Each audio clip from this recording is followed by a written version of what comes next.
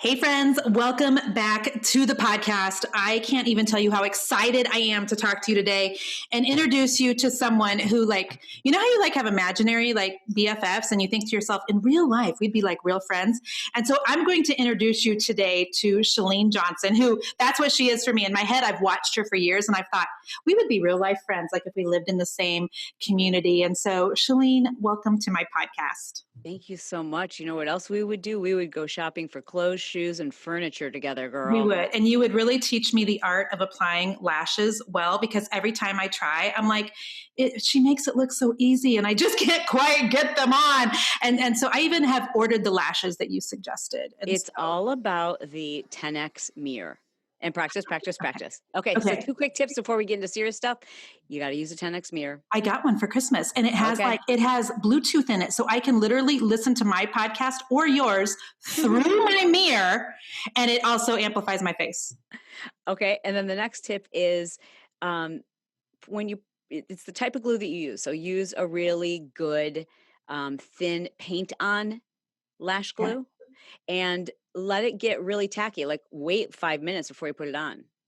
Okay, maybe that's my problem because I do it really fast. Now, real technical question, and then I promise we'll get to the meat of this because you've got so much business and life wisdom in you. Sometimes I'll still have that glue on my lashes the next day or 2 days later, even though I try to take it off. Is it the type of glue I'm using? Oh, must be. Yeah, but for me, it's it's fun to pick. Yeah. I love at night just watching Netflix and picking off the glue. Like that's a hobby of mine. I'm really good at it. And so I think I'm just a really good picker. Yeah. Did you do the whole Elmer's glue thing on your hands when you were in? Totally. Still love that sensation. That's that up. Or when you get a sunburn or your husband does and you're peeling off dead skin. All right, I'll bring it back around. Okay, so if you guys do not know Chalene Johnson, I'm going to read to you just a little bit of her bio because I know we're talking about fun stuff right now, but really she is a legend in the online space. So Chalene is a New York Times bestselling author. Her book is called Push. Do you have one right there handy, Chalene? If you don't, we need to get one. She is a both lifestyle and business expert, which is one of the reasons I love her so much. Motivational speaker and podcast host. So she helps other people live healthier, more simplified lives. I love that. Through her academy, through membership sites and live sold out seminars. I've seen some of your seminars. And she founded the 131 method, which in all, total disclosure, I bought 2 years ago. And it's one of those courses that sits in my inbox. It's shaming me. And I'm like, I have got to open that stinker up. And I promise you at some point when I'm sick of myself, I will. And so she has nutritional coaching programs that turned the diet industry on its head. And I can't wait for you to get to learn from Chalene today. So literally, Chalene, I followed you for years. And it was a couple of years ago when I started my podcast, I was talking to our mutual friend, Coach Glitter, and I'm like, how do I get Chalene on my show? And I know you're super selective about your time. You're very intentional with what you say yes to. So thank you for being here. And I want to pick your brain. Let's do it. Okay. I think I first found out about you, honestly, years ago when I was at home with babies and was nursing kids in bed at night. And you had infomercials, right? Still do, yep. And still do. Okay, so that's when I first heard about who you were, started following you on social media. And one of the things, well, there's 2 things really that attract me to you as your brand so much. One is your absolute love and obsession with your family. And 2 is the fact that you have pivoted or added to the things, you're multi-passionate. You haven't just zoned in on just one thing. And so I have actually worked in the past with business coaches who are like, okay, so tell me, what you like about different people. And I'm like, I love Chalene because she makes me feel like I can do more than one thing and I can do it well. And I can also do it while I honor my family. And so right now you have this huge platform with over 1 million people on Facebook. You have 600,000 or something on just one of your many Instagram accounts. But you didn't start out this huge and this successful. And so I'd love it if you could just take my listeners back to where you actually started at in business and how long has it taken you to get from where you started to kind of where we all see you at today? Wow, what an intro. Thank you. Welcome. Yes. So first, I just do want to affirm that all things that we've done, I say we because I'm really lucky enough to have an incredible partner, my husband. Mm-hmm. All things that we've done in business and in family are centered around our beliefs. And that is that they come first. God comes first, then family. And so that's always made it easier for us to make difficult decisions when sometimes things look really yummy or like an incredible opportunity, but we Yeah. also knew it would take us off track. I love how you just right out of the gate, you just honored your husband too. And that's so Oh, admirable. And this is why I love you. And this is why, friends, you're going to love her too. So thank you. dude, that's the first thing I want to say is like, you can't even compare yourself to someone else. You can't compare yourself to someone who's not married and doesn't have that help. You can't compare yourself to someone who's married and their husband is different. Like they're really involved and really helpful. And sometimes people are single or they've got other factions working in Yes. life that make it so much harder. And then you're trying to compare yourself to them and you don't have the help, the support, all the Yeah. other things this person does. So you need to do what you. Yeah, it's easy for me to do that because I'll look at different people and I'm like, now wait a minute, I have I know. four kids, and that's a lot, by the way. And I've got a senior, Yeah. and we're adopting a kindergartner, and so I try to remind myself, Wow. Grace, Jennifer, Grace, you're in a different season. Your life looks different. You can't compare your growth to somebody else's, and So anyway, keep going. But I love that you're Different pointing that out. season, Mm-hmm. different season, and also different beliefs, right? So there are women out there who have 4 children, and their priorities aren't the same as yours. And I'm not saying one's right or wrong, but one's Yeah, right for you. you're just different. Yeah. You just have to honor your priorities. Yes. So when I first started out, I think probably the biggest mistake that I made, the reason why it didn't take a long time, but like it feels like it took so long to Mm-hmm. be successful and that there were so many failures, is because I was doing so many things. I was multifaceted at all times and trying to do everything at once because I was interested in all those things. I Mm-hmm. felt like I was good You're at passionate. Yeah. I believed all those things would work. I believed in every single idea that I was working on simultaneously and at once. And it really wasn't until I faced the facts that I was stuck Mm-hmm. and that I had to do something different. Mm-hmm. And I just kept hearing the message over and over and over that I needed to focus on one thing. Yeah. That was really hard, And especially when you're multi-passionate, and yeah, there are a lot of people who are good at a lot of things, and so that does make it hard. yeah. And I say that with all humility, and I know you do too. And so, do you feel like there comes a point for people who are listening, like if you've kind of dialed in on one thing and doubled down on one thing, that then you almost earn the right then to start branching out, or it makes more sense to your audience if then you Mhm. start adding some more things in? Yes, there is. There is a formula for that, I think. Yeah. It's not as scientific as I wish it were, but it's pretty easy to identify. It's not as easy to follow through on because it requires tremendous patience and Mhm. faith. But it means that you need to double down and focus on Yes. one thing until two things happen. You're known for it, like that's what people know Mhm. you for. Yes. And also it can almost run like a crock pot, set it and forget it. Oh, It's that's so good. earning you money. It doesn't have to be like this huge thing, but it's to a point where you're like, I don't have to focus on this to make it run. For Right. me, that was fitness. And it wasn't the thing I was the most passionate about or that I felt was my life's calling or even the Mhm. thing I had the most knowledge about. It was probably the one thing I was the most insecure about, but I saw an opportunity there Yeah. and I knew that I was like, okay, there's an opportunity right now for me to get out of debt and I like this. It's not like I don't Yes. love I love it. I just don't know if it's like my life's calling. So I'm going to focus exclusively on this Mhm. Yeah. until I'm known for this. And then once you're known for Mhm. something and it's running, it can maintain itself to a Yes. certain extent. You have to give it all of your attention. Then it's time to branch off into the next thing. And I think the the challenge with social media is that you see me now Right. and you That's see what I all wanted to these things I'm start with. doing. Yeah. Yeah. Yeah. And so you're like, well, that's what I want to do too. And that will land you in a place where you'll never reach your truest potential Mhm. because that's just not what it needs to look like. I think of someone like a Rachel Ray, Yeah. right? So Yeah. now Rachel Ray now has a lifestyle show, Right. but she Yes. couldn't have gotten and she's interested in all those things Yes. all her life, right? But she didn't earn the ability to do that until she became known for her work Right. as a self-taught chef. Yeah. And then once she did that, then she branched off into products, then she branched off into lifestyle, then Mhm. she branched off into pets, then Yes. she branched off into TV, and we can think of countless examples. And if you look deeply at the person who it is you aspire to be like, you'll Mhm. often find they were first known for one thing. Yeah. And so I was first known, I agree with that completely, for decorative painting. And I owned a painting company in Kansas City up until just 2 years ago. We were on, Extreme Home Makeover with ABC. I traveled to Belize for clients. And so I really got known for that. And so I have completely got out of that industry. And so on occasion, I get people who are like, gosh, I wish you still talk about painting like you used to. Do you ever have people that do that to you, that they're like, they remember kind of the things that you really talked about a lot when you first started, and they're like, oh, I miss the old Chalene. Do you ever have people do that? Yeah. And I struggle with it. For a number of years, I resented it. Because I felt like fitness was like kind of the easy thing for me to do, Right. and that there was so much more to me, and I wanted to teach people business, and I wanted to say, the reason why you know me for fitness is because I know business. Let me teach you business. And I had this kind of resentment about it. Yeah.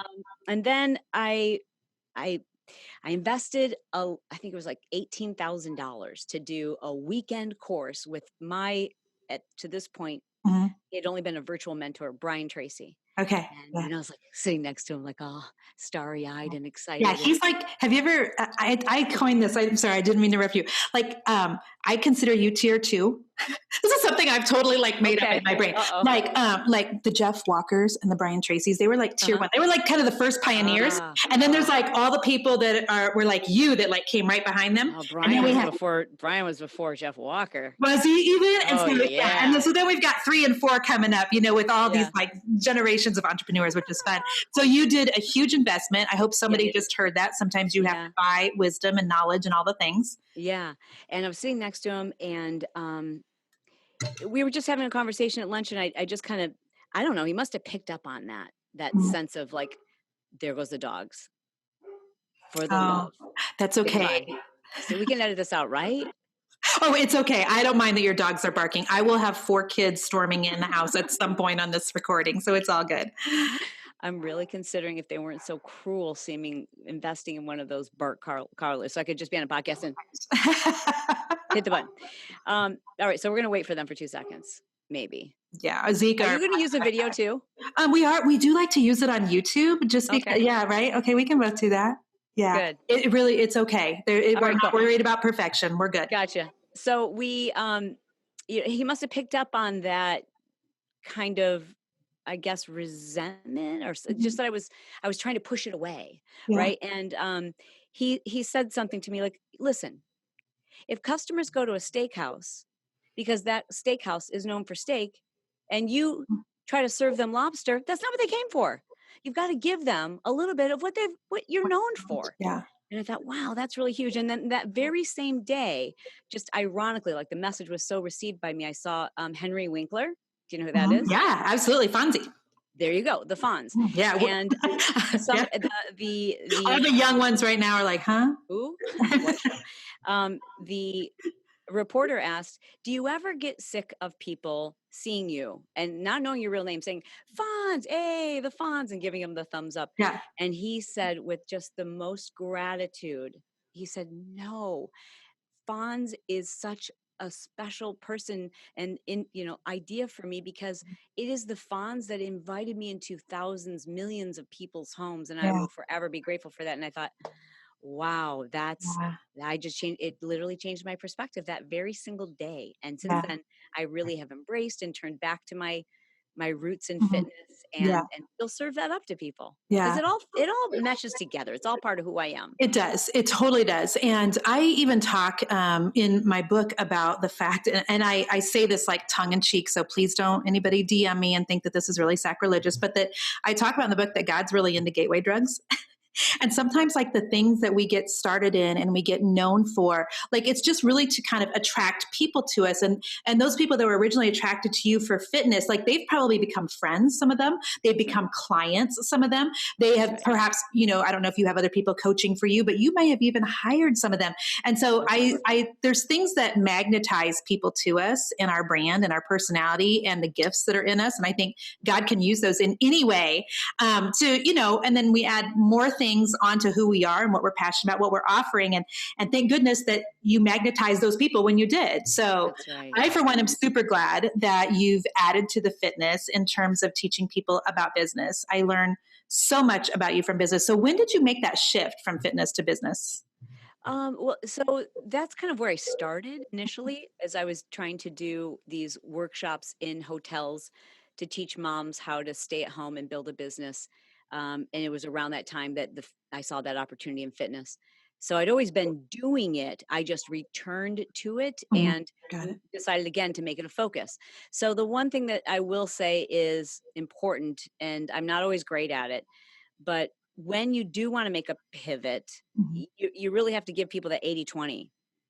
And Yeah. so when I did decide, like, okay, I'm known now for fitness, I've got an audience, and I want to help them go to the next level in their life. I want to teach them goal setting. So Mhm. it wasn't business at first. It's like, let Yeah. me teach them goal setting.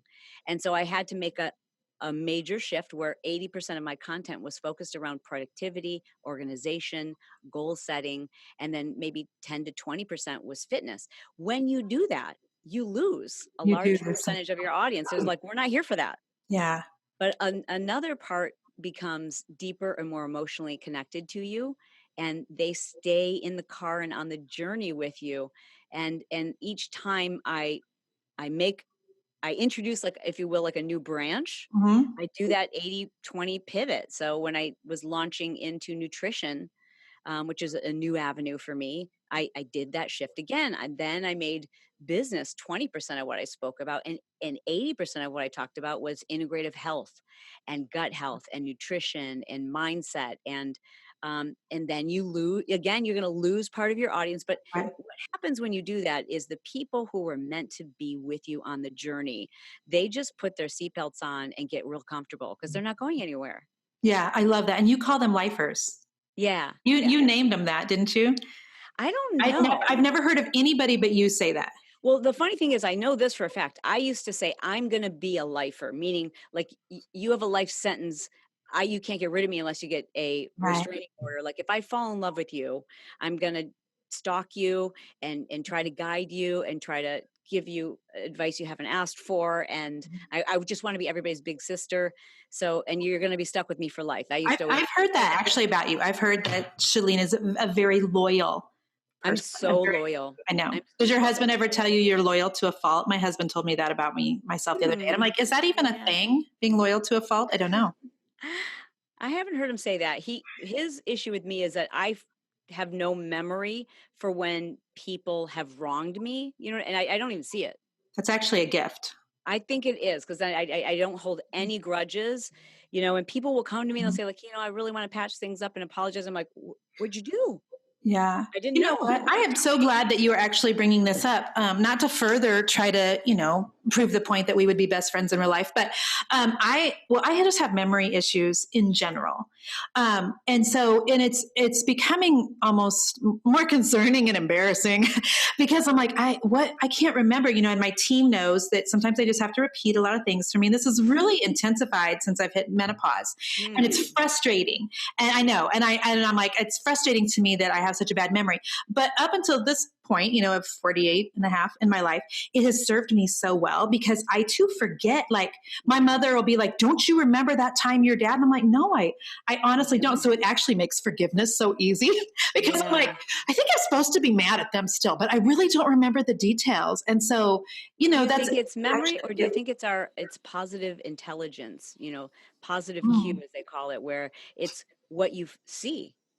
And so it's what you see, it's what you focus on, and therefore it's yeah, what you remember. And I remember the positives, and maybe it's being too Pollyanna, but when someone has done something that other people are like, wow, how did you deal with them? Like, you know what? I think we could have misinterpreted that. I don't know if they meant that. Like I just yeah, maybe it's because I want people to give me the benefit of the doubt. So I yes. assume the best of people, and it makes me a much happier person. Yes, 100%. And I was just sitting here thinking about something along the lines of that, and then I totally lost it. Okay, so But I let's know, get your brain scanned. yeah. So let's talk about brain health real quick. Let's just lead right Yeah. into that because I did that on my list of things that I wanted to talk about. You've talked about brain health on your platform, and I've heard you talk about like is it OCD or ODD or ADD? And I've heard you talk about it. And every time I've heard you talk about it, Shalene, I've thought to myself, yep, ask my husband. Yep, that's my husband. And then the more I keep hearing you talking, I'm like, wait a second. And you gave a quiz one time. And I was like, holy crap. I took the quiz and I'm like, Lord Jesus, she's talking about me. I have got some issues. And the whole time in our marriage, I've been like, my husband's all over the place. You know, and he's like, of course it's you, Jen. I've never seen it up until about in the last year. And so I remember I DM'd you. And so you've actually gone to kind of great lengths for brain health. Do you want to talk about that story just a little bit? Because it's fascinating. Sure. Let's talk about yours for a second, because I Sure. think other people may be able to relate to this. First of all, there are seven different types of attention deficit disorder. So it's going to show up very differently. Some of them are very classic, where it's the person who's, forgetful and switches topics every 2 seconds, and they're easily distracted, and they walk upstairs and they can't remember why they were sent to do that. And it's the kid who's has a difficult time sitting still in class.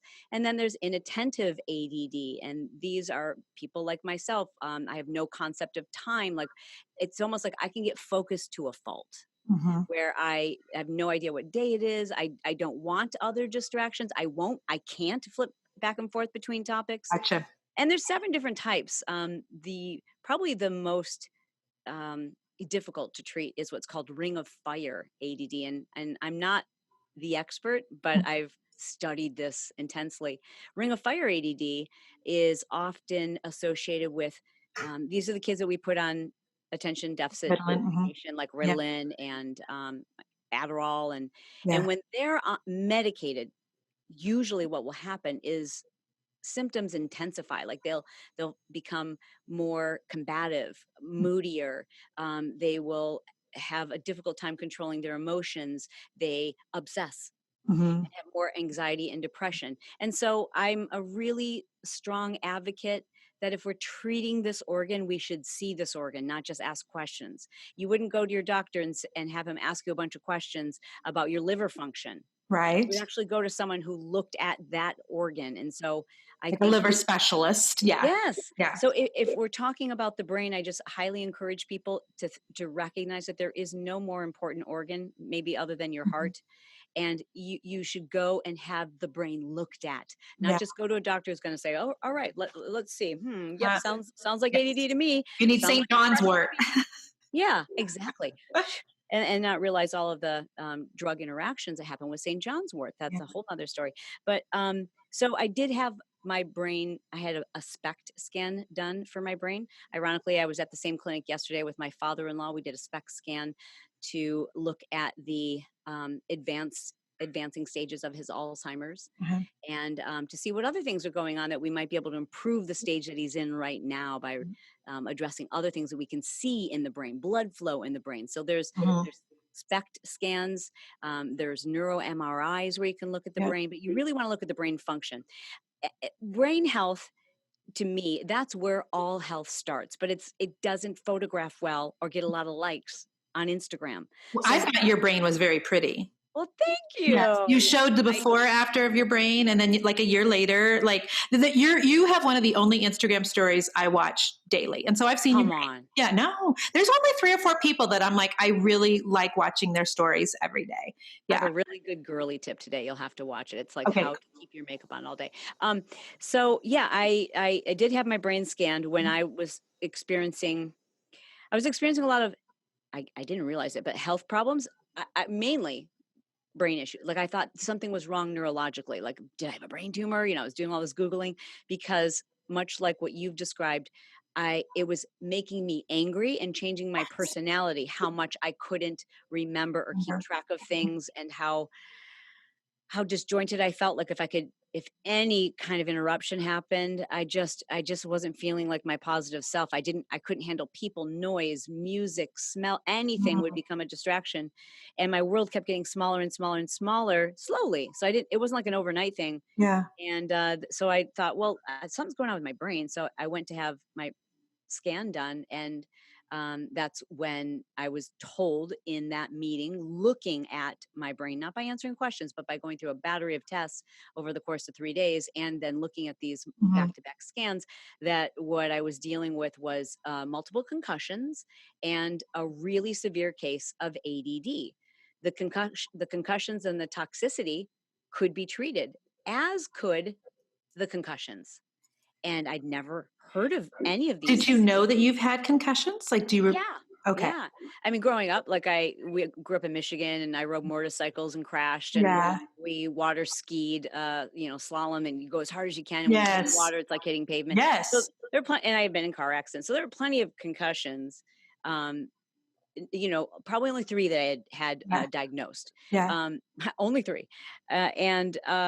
So when I sat there across the table from Dr. Daniel Amen, he said, listen, I know who you are and what you do, Mhm. but you're not healthy.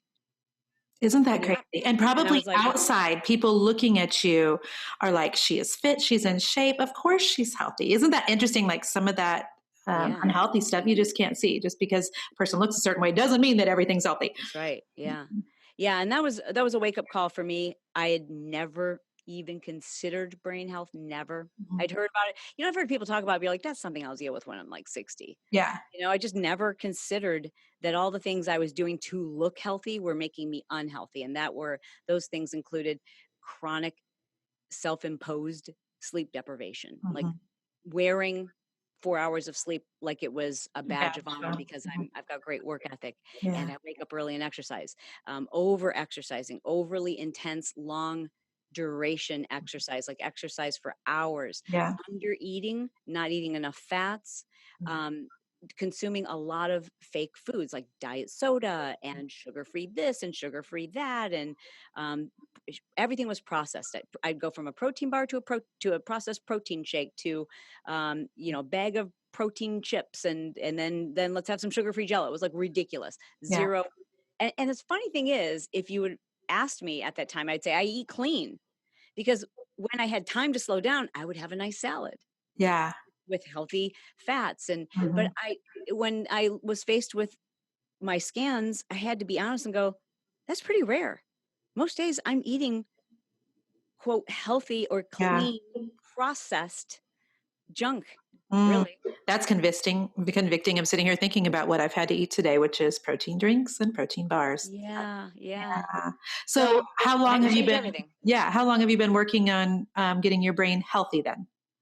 For me, and I always want to say this for people, when we know we need to make a change, sometimes it's not very motivating to do it for ourselves. I Mhm. don't know. Maybe Yeah. whatever it is that you need to find that motivation to pull up the willpower and determination. For Mhm. me, that was my kids. Like I'm Yes, 100%. not a crier, but I sat in the parking lot and I cried because I was so devastated thinking about them having to like change my diapers, or me not being able to function the way I should as their mother, like having them be responsible for me when I should be young and fun and being able to do Yes. all these things. I was just devastated because I knew I'd done it all myself. Yeah.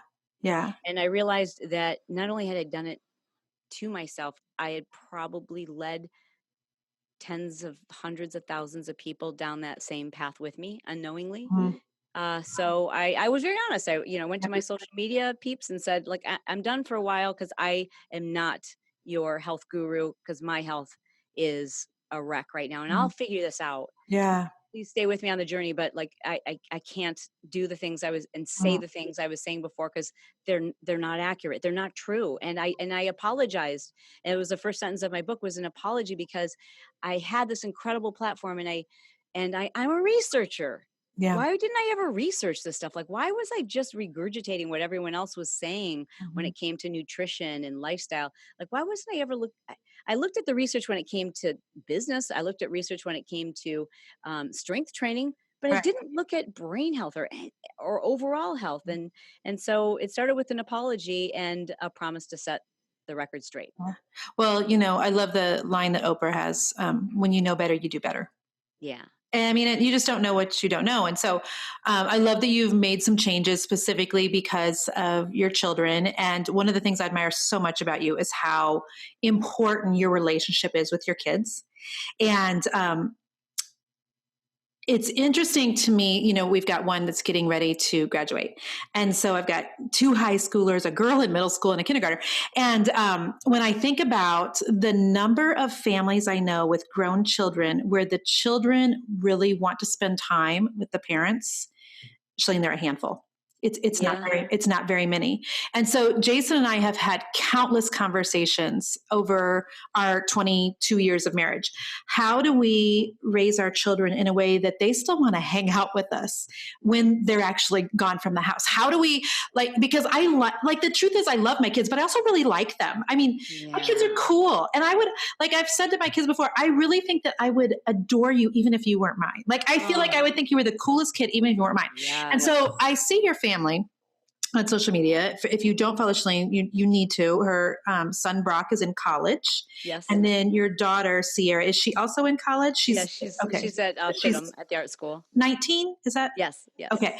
And so, but you guys spend a lot of time together. Yeah. And Yeah. I can tell they enjoy that. It's not because come home for Sunday dinner because mom said so. So I want to talk about your intentionality, you and your husband both, on building a business where you really kept your priorities straight. I think that you and I share a few of the concerns about the hustle mentality that a lot of people are getting in our space. I know that when I go to your Instagram, which is phenomenal, on your bio, it says something about without the grind.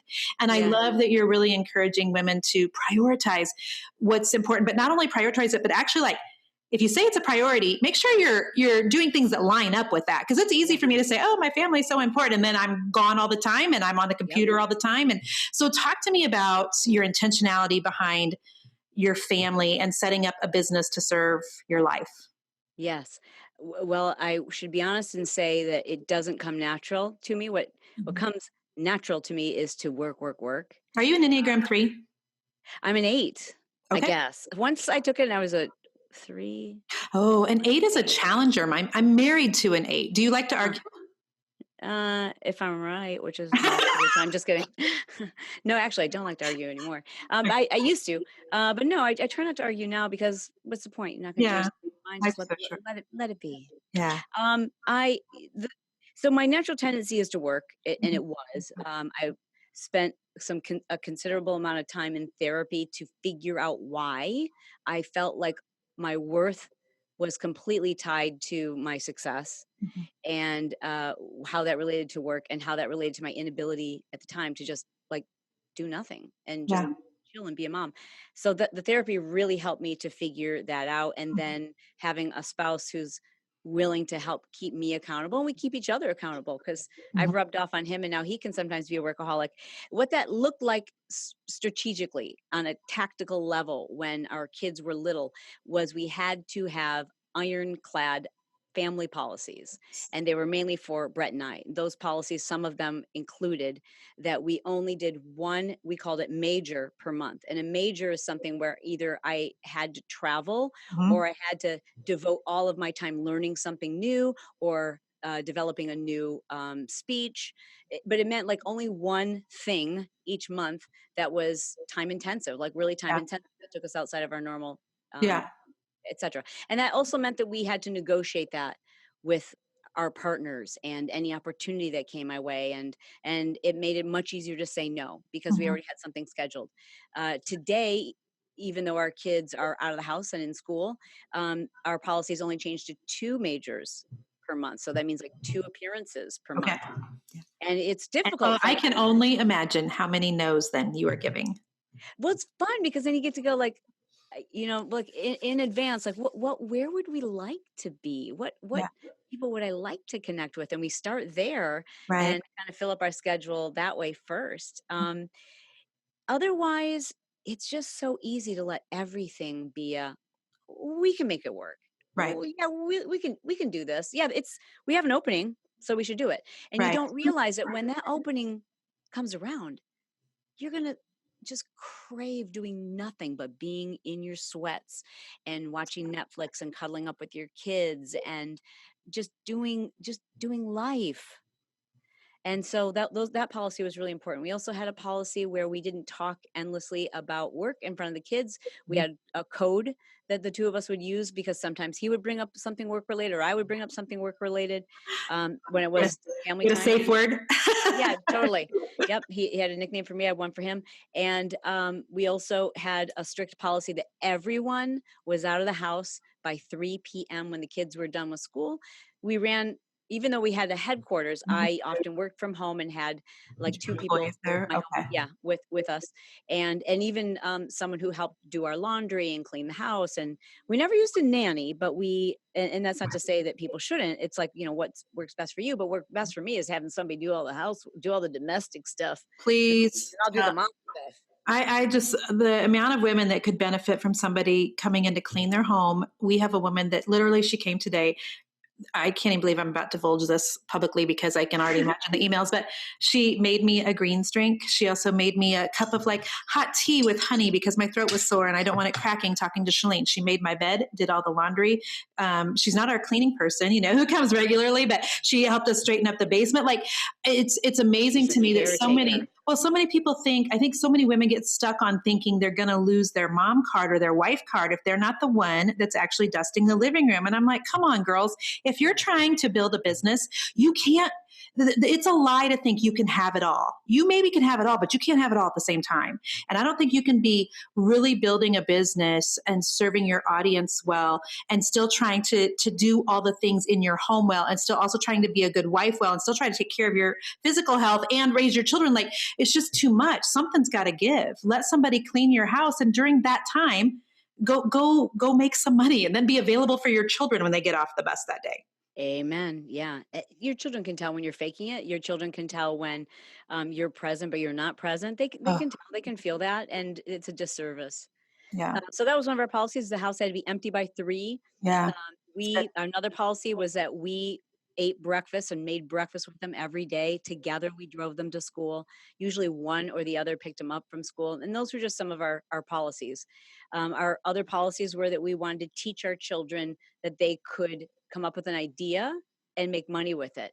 And I don't like to say we teach them how to have their own businesses because that's a load of crock. Like these people who are like, my 11-year-old was a CEO. I'm like, well, why didn't you let him be a kid? Like, Right. that's so weird. Like, let them be a kid. Give them the experience of making money, but Yeah. like, what are they going to be running QuickBooks when they're 12? Like, Right. really? But we did let them do all these like crazy fun, like they each probably had 10 different ideas. We would call them businesses for them Yeah.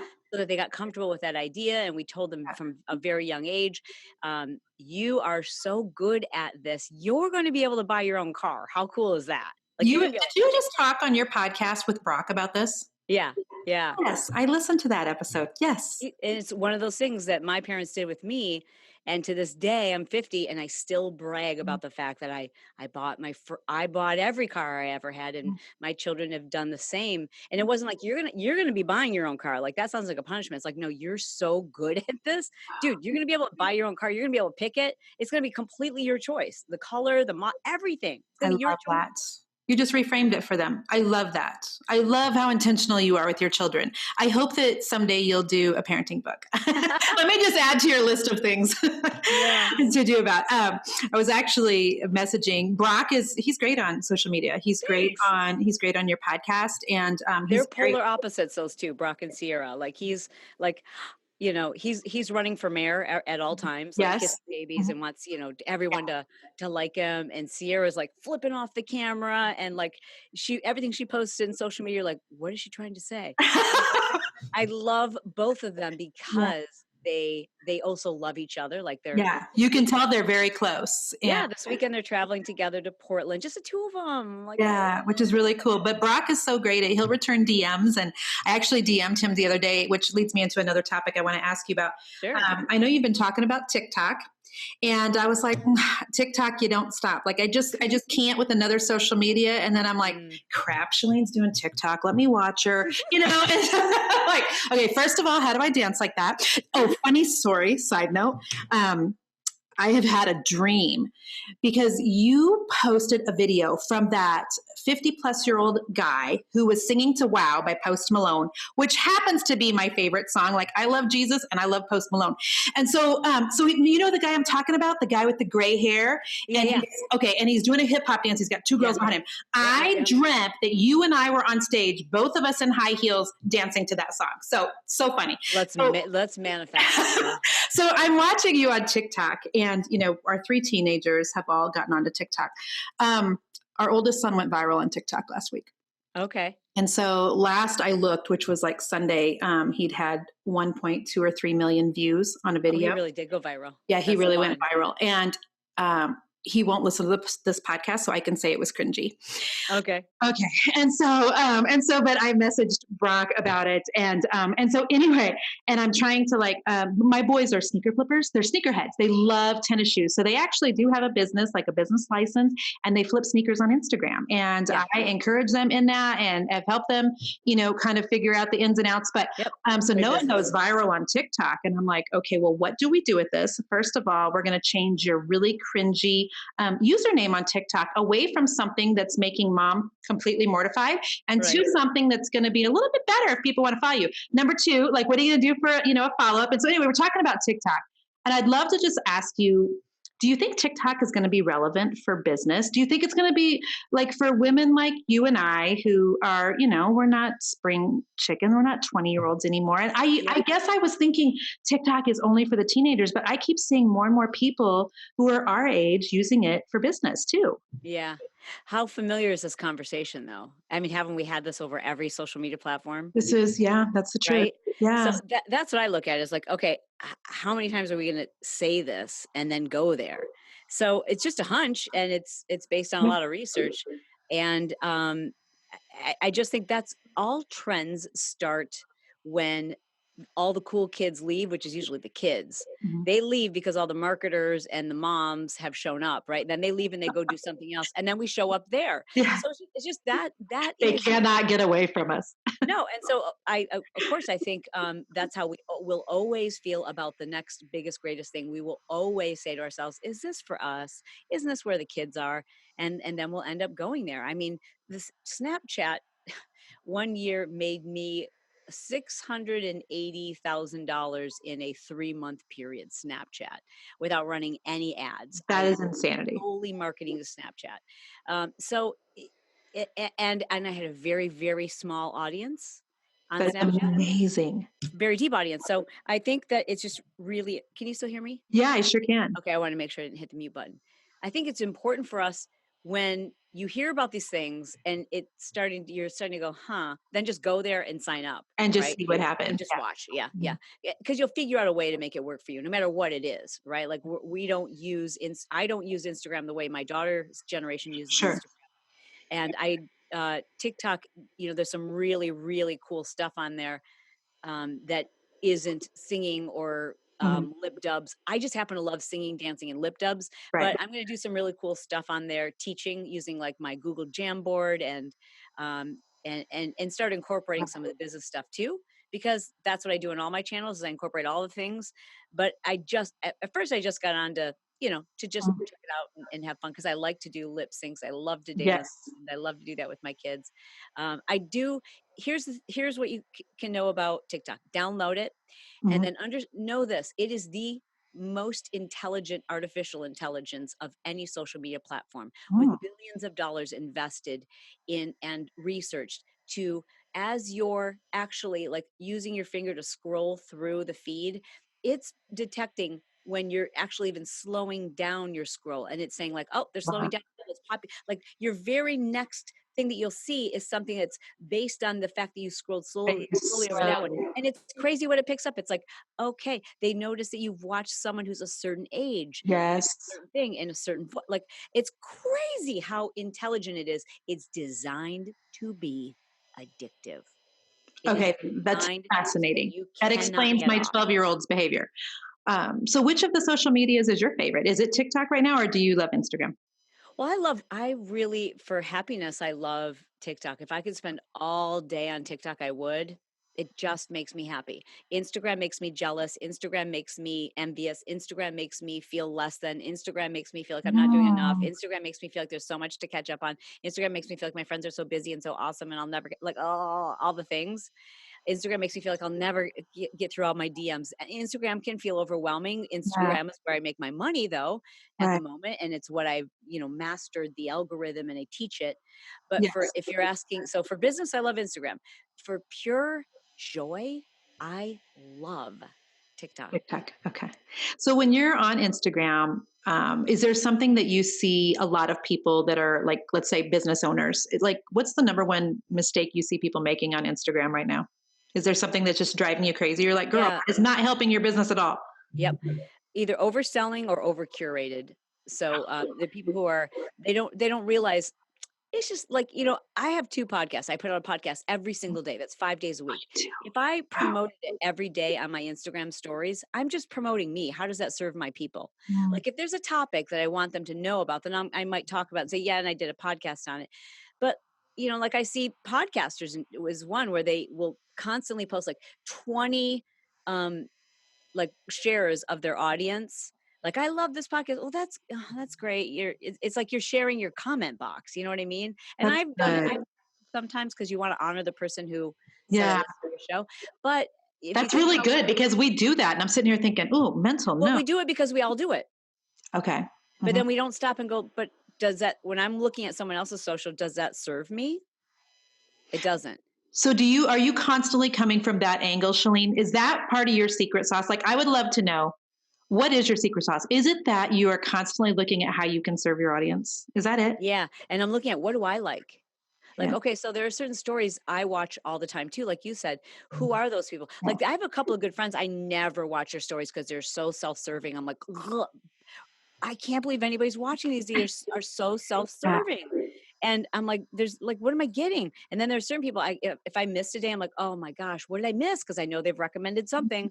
They've given us a hack. I know they've shown me Oh, something, that's good. done something funny. Like, it's funny, entertaining. It's a great, like, it's something I needed to know. They're teaching. I think my son is really, really good at Yeah, stories. he is.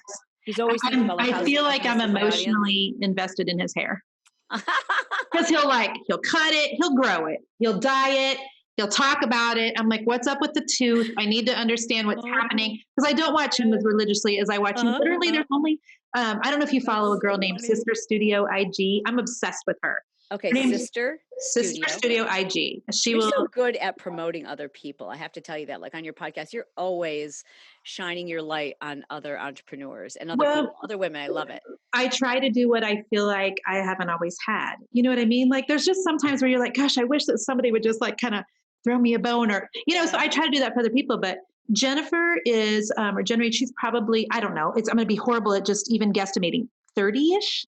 She's Uh-huh. got 2 young kids. She's the cutest thing you've ever seen, and she recommends, she's an affiliate marketer, and so she's working with Steve Madden for a line of shoes. Like she's gotten a lot of popularity very quickly because she's so relatable. So you and her honestly are the 2 that religiously I don't miss a day.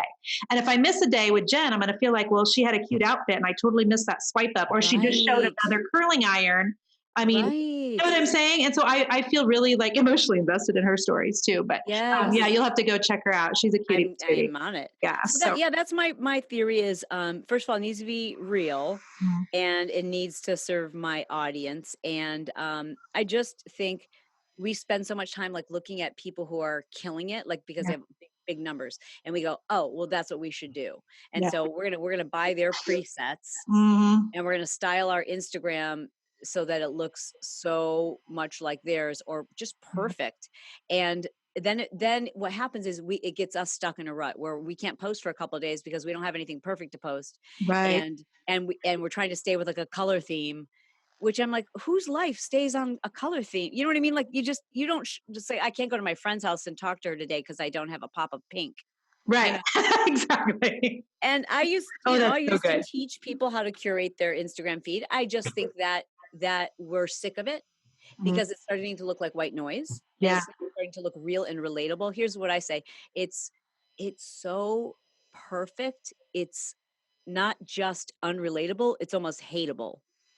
You I know love what I mean? Where you're like, that. well, that didn't make me feel good because I Yeah. don't have a It big makes hat me like feel that. lesser than. Yeah. I can't like turn my bikini butt to the ocean and put up two peace signs and Yeah. look that good. You know what I mean? Like all the things that everybody's doing Yeah. and so it doesn't look as real, and you're seeing a real decline in the influencers who haven't made that shift to real. Yeah. Oh, I love that. That's great. That's great business advice. So I want to be really mindful of your time and your schedule here. Could I do like a little bit of a rapid fire as we wrap up and just ask Do it.